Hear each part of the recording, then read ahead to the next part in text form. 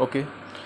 सो देखिए अभी तक हमने आपका फिजिक्स का third chapter and fourth chapter देखिए, थर्ड चैप्टर और फोर्थ चैप्टर आपका ओवर हो चुका है। ठीक है, थर्ड चैप्टर जो आपका मोशन इन स्ट्रेट लाइन था वो हम पढ़ चुके हैं। ठीक है, मोशन इन स्ट्रेट लाइन में जो भी आपका इक्वेशन ऑफ मोशन हमने पढ़ा है या फिर derivation of equation of motion by calculus method या फिर आपका distance cover in nth second, ठीक है, वो आपका कवर हो चुका है। ठीक है, उसमें आपका इंपॉर्टेंट टॉपिक वही है और उसके बेस पे न्यूमेरिकल्स आपके आते हैं। ठीक है, और उस चैप्टर में कुछ नहीं है आपका, उसके बेस पे आपके इक्वेशन ऑफ मोशन के बेस पे आपके न्यूमेरिकल्स आपको प्रैक्टिस करने हैं। बहुत सारे न्यूमेरिकल्स आपको प्रैक्टिस करने हैं, डिफरेंट न्यूमेरिकल्स आपके होंगे और वही आपके न्यूमेरिकल्स उस चैप्टर से आएंगे। ठीक है, और सेकंड जो आपका फोर्थ चैप्टर है जिसमें हमने आपका मोशन इन ए प्लेन पढ़ा है। मोशन इन प्लेन में आपकी वेक्टर्स और projectile motion and circular motion आपका वेरी इंपॉर्टेंट। ठीक है, उनमें ही आपके क्वेश्चंस आते हैं। जो टॉपिक मैंने आपको कराई उसी टॉपिक में से आपके क्वेश्चंस आएंगे।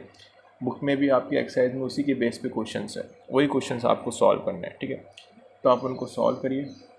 कुछ भी डाउट आ रहा है थर्ड एंड फोर्थ चैप्टर में तो मुझे बताइए। मैं दोबारा आपको अगर कोई टॉपिक में अगर आपको डाउट हो मैं तो दोबारा आपको एक्सप्लेन कर दूँगा। ओके, नाउ अभी हम स्टार्ट कर रहे हैं आपका fifth chapter laws of motion. ठीक है, तो देखिए जो थर्ड और फोर्थ चैप्टर था वो आपको काइनेमेटिक्स के अंदर आ रहे थे और लॉज ऑफ मोशन जो है आपको वो डायनामिक्स के अंदर आता है। ठीक है, काइनेमेटिक्स और डायनामिक्स मैंने आपको स्टार्टिंग में बताया है। ठीक है, क्या होता है तो देखिए मैं फिर से आपको बताया तो डायनामिक्स मेनली क्या होता है। So it is the branch of physics in which we study the motion of a body. देखिए काइनेमेटिक्स के अंदर भी हम study the motion of a body कर रहे थे, बट यहाँ पे देखिए by taking into consideration the cause. Okay, so now we are हम यहाँ पे आपका स्टडी ऑफ मोशन ही करेंगे but by taking the consideration the cause. ना कॉज को हम यहाँ पे मतलब कॉज मतलब आपका किसकी वजह से आपका मोशन हो रहा है, that is the force which produce the motion. तो हम यहाँ पे फोर्स के बारे में स्टडी करेंगे, मतलब आपका जो मोशन का कॉज क्या है, वो मोशन किस कारण की वजह से हुआ है। ठीक है, मोशन का कॉज क्या है वो हम स्टडी करेंगे डायनेमिक्स के अंदर में। हम स्टडी ऑफ मोशन भी करेंगे, साथ में उसका कॉज भी हम पढ़ेंगे। ठीक है, सो इसमें आपका ये लॉस ऑफ मोशन में तो आपका पहले फोर्स के बारे में थोड़ा पता कर लेते हैं। आपका बेसिकली फोर्स क्या होती है ये आपने स्टडी किया, फोर्स आपको पता है क्या होता है। ठीक है, सो मेनली देखिए फोर्स क्या होता है। Force is an external cause. ठीक है, मेनली आपका मोशन का कॉज कौन सा होता है, आपका फोर्स ही होता है। तो force is an external cause in the form of push और पुल विच प्रोड्यूस और try to produce motion in a body at rest और stops. Try to stop a moving body और try to change the direction of motion of a body. तो mainly ये force ही करती है आपके, अगर किसी बॉडी का मतलब मोशन मतलब देखिए उसका स्पीड चेंज करना या फिर उसका डायरेक्शन चेंज करना या फिर उसको ना, ये सब आपका फोर्स ही करती है, जिसको हम स्टेट ऑफ मोशन कहते हैं। किसी बॉडी का स्पीड और डायरेक्शन चेंज करना मतलब उसको बोलते हैं हम स्टेट ऑफ मोशन को चेंज करना। ठीक है, तो मेनली आपका ये फोर्स ही करती है। ओके, अब इसमें एक और चीज़ आती है आपकी इसी में लॉस ऑफ। ठीक है, थोड़ा सा बेसिक आपका और पढ़ लेते हैं। इसमें इनर्शिया के बारे में स्टडी कर लेते हैं। मेनली इनर्शिया क्या होती है, देखिए ये इनर्शिया भी आपने पहले 9th में पढ़ा होगा नहीं, तब भी मैं आपको बताया था। देखिए इनर्शिया क्या होता है, the inherent property with which a body resist any change in state. The inherent property with which a body resist any change in its state of motion is called inertia. ठीक है, तो ये मतलब ये आपकी the ability of a body to resist any change in its state of motion ना। State of motion मतलब अगर मान लीजिए कोई बॉडी अगर रैप के रेस्ट में है तो उसका स्टेट क्या है कि वो रेस्ट पे है। ठीक है, उसकी इनिशियल वेलोसिटी 0 है। ठीक है, और उसका ठीक है, अब क्या करते हैं हम, अब वो रेस्ट पे, तो वो रेस्ट पे ही रहना चाहती है, वो मोशन में नहीं आना चाहेगी। वो रेस्ट पे है तो उसके पास जो अभी इनर्शिया है वो इनर्शिया ऑफ रेस्ट है। वो रेस्ट पे है, वो रेस्ट पे ही रहना चाहती है due to inertia of rest. समझ रहे हो आप? तो कोई भी बॉडी अगर आपकी वो रेस्ट पे है तो वो रेस्ट पे रहना चाहती है। अगर कोई भी बॉडी अगर आपकी मोशन में है, यूनिफॉर्म मोशन में है, तो वो यूनिफॉर्म मोशन में ही रहेगी। यूनिफॉर्म मोशन आपको पता है with motion with constant speed ना। स्पीड क्या होगी, कांस्टेंट होगी, मतलब equal distance cover and equal interval of time, उसको हम बोलते हैं यूनिफॉर्म मोशन। सो इनर्शिया वो ये होता है आपको, ये आपकी प्रॉपर्टी, हर एक बॉडी की प्रॉपर्टी होती है। ठीक है, जिससे कि वो उसमें कुछ भी चेंज होने से उसको वो अपोज करता है। ठीक है, अपोज करता है। सो हैवियर द बॉडी, यहाँ पे देखिए इसकी प्रॉपर्टी देखिए यहाँ पे, heavier the body the inertia is more. अगर बॉडी का मास देखिए, मेनली इनर्शिया को हम कैसे कैलकुलेट करते हैं, inertia is measure of its mass या फिर mass is measure of its inertia. Mainly हम क्या करते हैं, इनर्शिया को हम मास के फॉर्म में मेज़र करते हैं। अगर बॉडी का मास अगर बहुत ज़्यादा होगा तो उसके पास इनर्शिया भी बहुत ज़्यादा होगा, क्योंकि देखिए कोई बॉडी अगर रेस्ट पे है, अगर उसको रेस्ट से अगर वो बॉडी का मास बहुत ज़्यादा है तो उसको मोशन में लाने के लिए हमें बहुत ज़्यादा फोर्स लगानी पड़ेगी, मतलब उसका इनर्शिया क्या है, बहुत ज़्यादा है, उसका इनर्शिया ऑफ रेस्ट क्या है, ज़्यादा है।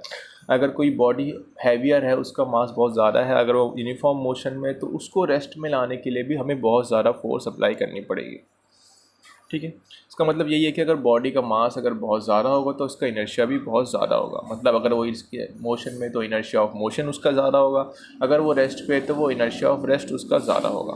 ठीक है, देखिए ये इनर्शिया के आपने डेली लाइफ में भी आपके बहुत सारे एग्जांपल आपने देखोगे, जैसे आप बस में बैठे हो, अभी जो बस जो है आपकी रेस्ट पे है, अचानक जब बस आपकी मोशन में आती है ना, अचानक आपकी, तो आपकी बॉडी जो होती है वो पीछे की तरफ जाती है ना, जो है बॉडी ऐसे, बस आपकी मोशन में बॉडी जो होती है आपकी वो पीछे की तरफ आती है, पीछे की तरफ जाती है। ऐसा क्यों? देखिए आप रेस्ट में थे, बस रेस्ट में है, आपकी बॉडी भी रेस्ट में है।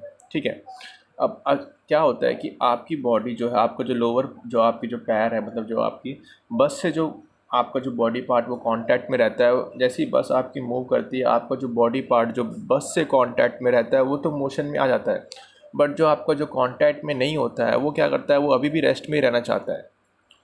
इसीलिए जैसे ही वो मोशन में आता है तो वो उसको अपोज करता है और वो पीछे की तरफ जाती है। जैसे कि आपने बस में देखा होगा, अचानक बस आपकी चल रही है, अचानक बस क्या हो गई, आपकी रुक गई, सो आपकी बॉडी जो पोर्शन होती है, अपर पोर्शन जो होता है वो आगे की तरफ आता है ना, फ्रंट की तरफ आता है। ये भी ऐसे क्यों होता है? क्योंकि आपकी बॉडी मोशन में है, बस भी आपकी मोशन में है। सो बस अचानक अगर आपकी रुक गई तो बस आपकी रेस्ट में आ गई, आपकी लोअर बॉडी जो पार्ट होगा वो आपका रेस्ट में आ जाएगा, बट अपर का जो होगा वो अभी भी मोशन में ही रहना चाहता है, तो वो मोशन में ही रहेगा, क्योंकि इनर्शिया ऑफ मोशन की वजह से। पहला एग्जांपल मैंने इनर्शिया ऑफ रेस्ट का बताया, उसके बाद आपको इनर्शिया ऑफ मोशन का एग्जांपल बताया। ठीक है, सो ये आपको इनर्शिया डेली लाइफ में आप देखते हो। ठीक है, ओके, तो अब देख लेते हैं यहाँ पे लॉ ऑफ इनर्शिया क्या होता है आपका। So it state that a body has the inability to change state. यही हमने पढ़ा है आपका कि स्टेट का मतलब क्या है, body has inability to change it state by rest, state of rest or uniform motion, that is motion with constant velocity or direction of motion by itself। तो कोई भी बॉडी आपकी इनर्शिया की वजह से, कोई भी बॉडी अगर आपकी रेस्ट पे, तो इनर्शिया रेस्ट पे ही रहती है, वो रेस्ट से मोशन में आने के लिए अपोज करती है, समझ रहे हो आप, और मोशन से रेस्ट में आने के लिए भी अपोज करती है, या फिर डायरेक्शन चेंज करने में भी अपोज करती है, उसी को हम बोलते हैं आपका लॉ ऑफ इनर्शिया।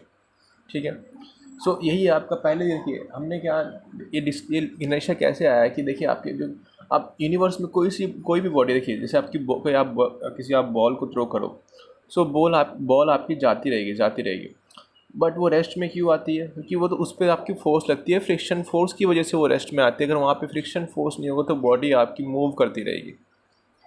ठीक है, वो तो एक्सटर्नल फोर्स हमने वहाँ पे अप्लाई की जिसकी वजह से वो रेस्ट पे आ गई। ठीक है, सो इन्हीं के बेस पे हम आपका देखिए, ये इनर्शिया के बेस पे कुछ रीजनिंग क्वेश्चंस भी आते हैं इनर्शिया के बेस पे। ठीक है, और रीजनिंग क्वेश्चंस भी हम करेंगे। ठीक है, आपके इनर्शिया के बेस पे कौन कौन से रीजनिंग क्वेश्चन आते हैं। ओके, अब इसमें आपके जो चैप्टर का हेडिंग है लॉज ऑफ मोशन, तो इसमें हम लॉज ऑफ मोशन पढ़ लेते हैं। तो पहला आपका लॉज है Newton law of motion. So Newton laws of motion में हम आपका फर्स्ट लॉ ऑफ मोशन करेंगे। So a body will remain at rest or continue to move with a uniform velocity unless an external force is applied to it। यही है आपका। ठीक है, तो कोई भी बॉडी आपकी रेस्ट में ही रहेगी या फिर यूनिफॉर्म मोशन में रहेगी जब तक हम उसके ऊपर कोई एक्सटर्नल फोर्स अप्लाइड ना करें। ठीक है, unless an external force is applied to it. ठीक है, इफ़ आपकी बॉल को आप थ्रो करिए तो आपकी बॉल जो मोशन में रहेगी, बट मोशन में रहेगी। ठीक है, लेकिन वो आपकी रुक जाती है किसकी वजह से? क्योंकि वहाँ पे फ्रिक्शनल फोर्स, आप ग्राउंड जो होता है वो उसको फ्रिक्शनल फोर्स उसके ऊपर अप्लाई करता है जिसकी वजह से वो रेस्ट में आती है। अगर वहाँ पे फ्रिक्शनल फोर्स ना हो तो वो बॉल आपकी कभी भी रेस्ट पे नहीं आएगी। कोई भी बॉडी यूनिवर्स में ऐसे ही सारे के सारे आपका ये न्यूटन का फर्स्ट लॉ ऑफ मोशन को सेटिस्फाई करते, कोई भी आपकी बॉडी, कोई भी ऑब्जेक्ट। ठीक है, okay, so Newton first law of motion को हम लॉ ऑफ इनर्शिया भी कहते हैं, ऑल्सो कॉल्ड एज, ये बहुत इंपॉर्टेंट है, इसको हम लॉ ऑफ इनर्शिया भी कहते हैं। Law of inertia, also called as law of inertia. क्योंकि देखिए ये आपका इनर्शिया को भी डिफाइन करता है ना। इनर्शिया मतलब तो आपको वही होता है कि बॉडी अगर रेस्ट पे तो रेस्ट पे रहती है ना, एबिलिटी कि बॉडी के पास एक एबिलिटी होती है जिसकी वजह से वो अपना कोई भी उसके स्टेट ऑफ मोशन में चेंज करने से वो उसको अपोज करता है। ठीक है, तो ये आपको इनर्शिया का डेफिनेशन देता है, इसलिए इसको हम लॉ ऑफ इनर्शिया भी कहते हैं। ओके, या फिर ये हमें देखिए ये हमें फोर्स का डेफिनेशन भी दे रहा है। इससे हमें फोर्स का फर्स्ट लॉ ऑफ मोशन से, जो न्यूटन का जो फर्स्ट लॉ ऑफ मोशन से, वहाँ से हमें फर्स्ट लॉ ऑफ मोशन से आपका डेफिनेशन ऑफ फोर्स मिलता है। वो फोर्स को डिफाइन करता है। देखिए फोर्स वही तो आपकी होती है जो फोर्स क्या करती है, बॉडी का स्टेट चेंज करती है, वही उन्होंने बताया, unless an external force is applied to it ना। तो बॉडी आपकी जो जिस स्टेट में उसी स्टेट में रहेगी जब तक आपकी कोई फोर्स हम उस पर अप्लाई ना करें। तो फोर्स का डेफिनेशन भी आपको यहीं से मिलता है, फर्स्ट लॉ ऑफ मोशन से। तो is also called as law of inertia, इसको हम लॉ ऑफ इनर्शिया भी कहते हैं। और इस डेफिनेशन से हमें क्या मिलता है, आपका डेफिनेशन ऑफ फोर्स भी मिलता है। ठीक है, उसके बाद नेक्स्ट आपका जो सेकंड लॉ ऑफ मोशन है, ठीक है, सेकंड लॉ ऑफ, ठीक है, इसको हम प्रूव भी करेंगे। आपका फर्स्ट लॉ ऑफ मोशन को हम फर्स्ट लॉ ऑफ मोशन को प्रूव करेंगे, ठीक है, with the help of second law of motion. पहले मैं आपको सेकंड लॉ ऑफ मोशन आपको बताऊंगा, सेकंड लॉ ऑफ मोशन क्या होता है, इसका डेरिवेशन क्या होता है, मैथमेटिकली इसको हम करेंगे। उसके बाद मैं आपको बताऊंगा सेकंड लॉ ऑफ मोशन। देखिए सेकंड लॉ ऑफ मोशन, तो सेकंड लॉ ऑफ मोशन जो होता है ये आपका रियल लॉ ऑफ मोशन होता है, इसको हम बोलते हैं रियल लॉ ऑफ मोशन। ठीक है, ये आपका रियल लॉ ऑफ मोशन होता है। ये रियल लॉ ऑफ मोशन क्यों होता है, बिकॉज इसकी हेल्प से हम first law and third law को भी डिराइव कर सकते हैं, मैथमेटिकली इसको हम प्रूव कर सकते हैं इसकी हेल्प से, सेकंड लॉ ऑफ मोशन से। इसीलिए इसको हम रियल लॉ ऑफ मोशन भी कहते हैं। अब सेकंड लॉ ऑफ मोशन पढ़ने से पहले आप थोड़ा सा पहले पता कर लीजिए कि मोमेंटम क्या होता है। ठीक है, मोमेंटम क्या होता है आपका, मोमेंटम पी, मोमेंटम जो होता है आपका उसको हम पी से डिनोट करते हैं। ये क्या होता है आपका, it is defined as the product of, it is defined as the product of mass and velocity. So P is equal to m into v, mass into velocity। इसको हम, ठीक है, तो किसी बॉडी के पास ये एक प्रॉपर्टी होती है, अगर किसी बॉडी के पास अगर मास है, ठीक है, अगर बॉडी के पास अगर वेलोसिटी भी है, कोई बॉडी है, देखिए हर एक बॉडी के पास मास होगा, अगर वो बॉडी मूव कर रही है ना तो उसके पास वेलोसिटी भी होगी।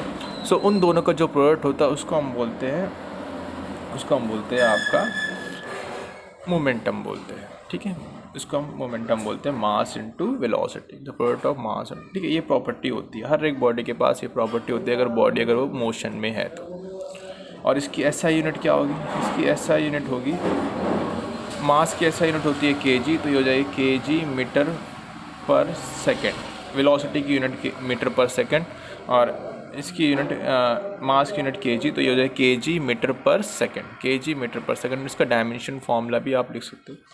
सो it is defined as the product of mass and velocity. P से नोट करते हैं mass into velocity. SI unit क्या होती है आपकी, kg metre per second. Okay, so ये मोमेंटम आपका, अगर यहाँ पे मोमेंटम है, सो मोमेंटम, ठीक है, तो मोमेंटम अगर आपको पता है तो हम उसके बाद फिर हम आपका, तो मोमेंटम मैंने आपको बता दिया, मोमेंटम आपको ये रखना है, ये प्रॉपर्टी होती है हर एक बॉडी के पास, जो भी बॉडी आपकी मूव कर रही है तो उसके पास मोमेंटम होता है। अब सेकेंड लॉ ऑफ मोशन हम स्टडी करेंगे। ठीक है, so second law of motion में आपको नेक्स्ट वीडियो में बता दूंगा। ठीक है, अभी नेक्स्ट वीडियो में आपका सेकंड लॉ ऑफ मोशन है, उसको मैथमेटिकली भी हम प्रूव करेंगे सेकंड लॉ ऑफ मोशन को। फिर हम सेकंड लॉ ऑफ मोशन की हेल्प से हम फर्स्ट लॉ ऑफ मोशन को भी डिराइव करेंगे। Okay, thank you. ठीक है, अभी ये आपके पर जो मैंने आपको बताया, आप बुक थोड़ा रीड करिए, जो बुक में आपके पास अगर NCERT बुक है तो उसको रीड करिए। ठीक है, और जो थर्ड और फोर्थ चैप्टर में आपको मैं बता रहा हूँ, जो भी टॉपिक में आपको डाउट है तो मुझे बता दीजिए, मैं आपको वो दोबारा से एक्सप्लेन कर दूँगा। Okay, thank you.